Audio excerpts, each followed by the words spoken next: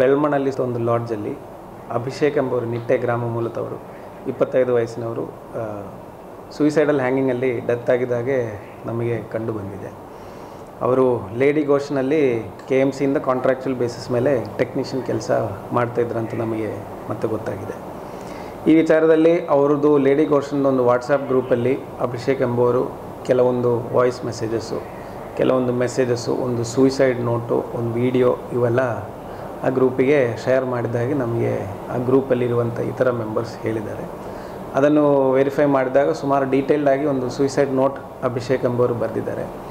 ಅದರಲ್ಲಿ ಅವರು ಹೇಳುವ ಪ್ರಕಾರ, ಅಭಿಷೇಕ್ ಹೇಳುವ ಪ್ರಕಾರ, ನನಗೆ ಇದರಲ್ಲಿರುವಂತಹ ಆರೋಪಿತರಾಗಿರುವಂಥ ಒಬ್ಬಳು ಹುಡುಗಿ ಮತ್ತು ಅವರ ಗ್ರೂಪು ಅವರು ಈ ರೀತಿ ವೀಡಿಯೋಸ್ ಮಾಡಿ ವಸೂಲಿ ಮಾಡ್ತಾರೆ, ಅದೇ ರೀತಿ ಥ್ರೆಟನ್ ಮಾಡಿ ವಸೂಲಿ ಮಾಡ್ತಿದ್ದಾರೆ, ವಸೂಲಿ ಗ್ರೂಪ್ ಇದೆ, ನನಗೆ ಇದು ತಡ್ಕೊಳ್ಳೋಕ್ಕಾಗದೆ ನಾನು ಸೂಯಿಸೈಡ್ ಮಾಡ್ತಾಯಿದ್ದೀನಿ ಅಂತ ರೀತಿಯಲ್ಲಿ ಬರೆದಿದ್ದಾರೆ. ಅದಲ್ಲದೆ ಡೀಟೇಲ್ಡಾಗಿ ಸುಮಾರು ವಿಚಾರಗಳು ಬರೆದಿದ್ದಾರೆ. ಈ ವಿಚಾರ ಸಂಬಂಧಪಟ್ಟ ಹಾಗೆ ನಾವು ಕೂಡಲೇ ಅಬೆಟ್ಮೆಂಟ್ ಟು ಸೂಯಿಸೈಡ್ ಸೆಕ್ಷನ್ ಅಡಿಯಲ್ಲಿ FIRನ ದಾಖಲೆ ಮಾಡಿದ್ದೀವಿ ಆ 4 ಜನ ಆರೋಪಿತರ ಮೇಲೆ. ಅದಾದ ನಂತರ ಈ ಆರೋಪಿತರು ಯಾರಿದ್ದಾರೆ ಅದರಲ್ಲಿ 4ರಲ್ಲಿ 3 ಜನ ಐಡೆಂಟಿಫೈ ಆಗಿ 3 ಜನರದ್ದು ಲೊಕೇಶನ್ ಇಲ್ಲಿ ಊರಲ್ಲೇ ಇದ್ದವರು 3 ಜನ, ಅವರು 3 ಜನರದ್ದು ಮೊಬೈಲ್ ಫೋನ್ಸನ್ನು ಸೀಸ್ ಮಾಡಿದ್ದೀವಿ. ಸೀಸ್ ಮಾಡಿ ಅದನ್ನು ಎಕ್ಸ್ಟ್ರಾಕ್ಷನ್ ಮತ್ತು ಅನಾಲಿಸಿಸಿಗೆ ನಾವು ಈಗ ಸಬ್ಜೆಕ್ಟ್ ಮಾಡ್ತಿದ್ದೀವಿ. ವಿಕ್ಟಿಮ್ ಆಗಿರುವಂತಹ ಅಭಿಷೇಕ್ ಯಾರಿದ್ದಾರೆ ಅವ್ರದ್ದು phone at the time of death ಮತ್ತು ಆ ಟೈಮಲ್ಲಿ ನಮಗೆ ಆ್ಯಕ್ಸಸ್ ಮಾಡೋಕ್ಕಾಗ್ತಿತ್ತು, ಲಾಕ್ ಆಗಿರಲಿಲ್ಲ. ಅದರ ಬೇಸಿಸ್ ಮೇಲೆ ಆ ವಿಕ್ಟಿಮ್ದು ಫೋನಲ್ಲಿರುವಂಥ ಫೋಟೋಸು ಮತ್ತು ವೀಡಿಯೋಸು ಮತ್ತು ಗ್ಯಾಲರಿ ಮತ್ತು ಈ ಥರ ಮೆಸೇಜಸ್ಸು ನಮಗೆ ಪ್ರೈಮಾ ಫೇಸಿ ಅವೈಲಬಲ್ ಇದ್ದದೆಲ್ಲ ನಾವು ವೀಡಿಯೋ ರೆಕಾರ್ಡಿಂಗ್ ಮಾಡಿ ಎವಿಡೆನ್ಸಿಗೆ ತೊಗೊಂಡಿದ್ದೀವಿ.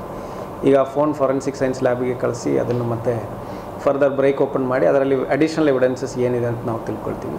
ಇದೇ ವಿಚಾರ ಸಂಬಂಧಪಟ್ಟಾಗೆ ನಮ್ಮ ASP ಕಾರ್ಕಳಾಗಿರುವಂಥ ಹರ್ಷ ಪ್ರಿಯಮ್ಮದವರು ನಿನ್ನೆ ಅವರ ಅಭಿಷೇಕ್ ಅವರ ಪೇರೆಂಟ್ಸ್ ಅವ್ರ ಹತ್ರನೂ ಮಾತಾಡಿದ್ದಾರೆ, ಅಡಿಷ್ನಲ್ ಇನ್ಫಾರ್ಮೇಷನ್ ಕಲೆಕ್ಟ್ ಮಾಡಿದ್ದಾರೆ. ಅದಲ್ಲದೆ ನೋಟಲ್ಲಿ ಮೆನ್ಷನ್ ಮಾಡಿರುವಂಥ ಬೇರೆ ಜನರ ಹೆಸರುಗಳು ಮತ್ತು ಅವರಿಗೆ ಪರಿಚಯ ಇರುವಂಥವರು, ಅವರೊಟ್ಟಿಗೆ ವರ್ಕ್ ಮಾಡಿರುವಂಥವರು ಮತ್ತು ಈ ಅಕ್ಯೂಸ್ಡ್ ಯಾರು ಹೇಳ್ತಾರೆ, ಯಾರು ಆರೋಪಿತರಾಗಿರುವಂಥ ಮಹಿಳೆ, ಅವರ ಬೇರೆ ಫ್ರೆಂಡ್ಸು, ಇವರಿಗೆಲ್ಲ ನಾವು ವಿಚಾರಣೆಗೆ ಒಳಪಡಿಸ್ತಾ ಇದ್ದೀವಿ. ಸೊ ಒಳಪಡಿಸಿದ ನಂತರ ಈ ಹೇಳುವ ವಿಚಾರಗಳಲ್ಲಿ ಏನೇನು ಸತ್ಯಾಸತ್ಯಗಳಿವೆ, ಯಾವ ರೀತಿಯಲ್ಲಿದೆ ಅಂತ ತಿಳ್ಕೊಂಡಿದ್ದ ನಂತರ ಅದರ ಮೇಲೆ ಮತ್ತೆ ಕಾನೂನು ಕ್ರಮ ಮುಂದುವರಿಯಲಾಗ್ತದೆ.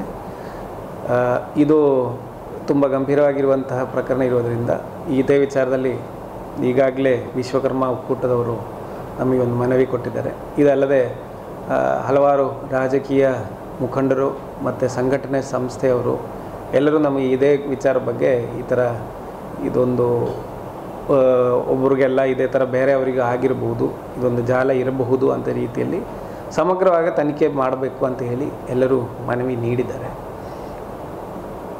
ಅದನ್ನು ನಾವು ಸೂಕ್ಷ್ಮವಾಗಿ ಪರಿಗಣಿಸಿ ಟೆಕ್ನಿಕಲ್ ಎವಿಡೆನ್ಸಸ್ ಕಲೆಕ್ಟ್ ಮಾಡಿ ಈ ಸೂಯಿಸೈಡ್ ಹಿಂದುಗಡೆ ನೈಜತೆ ಏನಿದೆ, ಇದು ಪ್ರಥಮ ದೃಷ್ಟಿಯ ಇನಿಷಿಯಲಿ ನಮಗೆ ಒಂದು ಲವ್ ಫೇಲ್ಯೂರ್ ಕೇಸ್ ಅಂತ ಅನಿಸ್ತಾ ಇದ್ದರು.